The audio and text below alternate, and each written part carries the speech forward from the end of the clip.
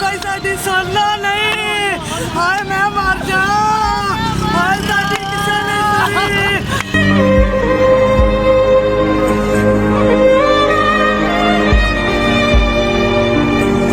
गल नहीं सुनते पे ਅਸੀਂ ਰੋਜ਼ਾਨਾ ਰਾਤੀ ਵੀ ਆਏ ਆ, ਸਵੇਰੇ ਵੀ ਆਏ ਆ। ਐਸਾ ਚਾਹੁੰਦਾ ਤੁਹਾਨੂੰ ਨਹੀਂ ਦੇਣੀ ਐਫਆਰ ਹੀ ਨਹੀਂ ਕੱਢਦਾ ਪਿਆ, ਉਹਨਾਂ ਦੇ ਮਾਸਾ ਕਾਨੂੰਨੀ ਕਾਰਵਾਈ नहीं करते पे।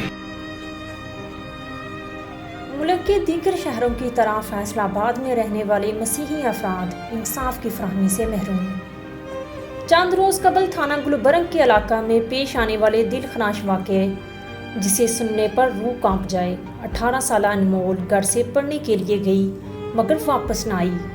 अहले खाना ने कानूनी मावनत के लिए थाना गुलबर्ग में अनमोल के अगवा की दरख्वास्त भी दी, मगर पुलिस अपनी रवायात को बरकरार रखते हुए वाक़े को दबाने की कोशिश करती रही है। बस माँ और भाई ने न्यूज़ एम्पायर को अपनी दहाई सुनाते हुए बताया कि 48 घंटे गुजरने के बावजूद अनमोल को तलाश करना तो दूर FIR का इंदराज भी ना हो सका। मेरी बेटी गवाह कर ली, कॉलेज गई, भाई दुकान वाले कहते जबरदस्ती ले गए, साडी किसे नहीं सुनी। मेरी गल सुनेगा तो मैं जाना है। अजी की गल है दसो सुनो, मेरी बच्ची कॉलेज चला गए कल दी, कोई साडी सुनना नहीं। हाय मैं मर जा, हाय साडी किसे नहीं सुनी।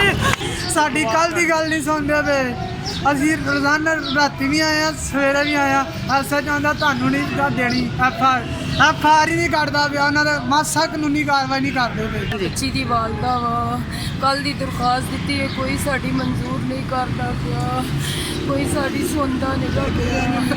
सिसकियां लेती हुई माँ कानून की दहलीज पर बेबस दिखाई दी।